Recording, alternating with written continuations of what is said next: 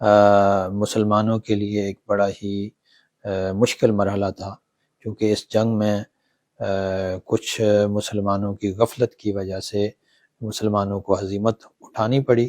ایک دستہ پیغمبر اکرم نے تیر اندازوں کا پہاڑی کے ساتھ بٹھایا تھا، جب مال غنیمت سمیٹنے کا وقت آیا تو یہ دستہ اپنی جگہ چھوڑ کر مال غنیمت سمیٹنے والوں کے ہمراہ شامل ہو گیا، جس کی وجہ سے دشمن کو موقع ملا اور وہ پلٹ کر دوبارہ آئے پہاڑی کے پیچھے سے، اور انہوں نے دوبارہ وار کر دیا۔ مسلمان چونکہ اس حملے کے لیے تیار نہیں تھے، اس لیے مسلمانوں کے درمیان ایک بھگدڑ مچ گئی، بہت سارے لوگ جو ہے وہ انہوں نے رائے فرار اختیار کی، لیکن بہت سارے مسلمان ایسے بھی تھے کہ جنہوں نے اس جنگ میں استقامت دکھائی اور شہادت کے رتبے پر فائز ہوئے۔ ان شہداء میں سے کچھ کا تذکرہ ہم پہلے بھی کر چکے ہیں۔ ان شہداء میں سے سب سے بلند مرتبہ شہید حضرت حمزہ ہے۔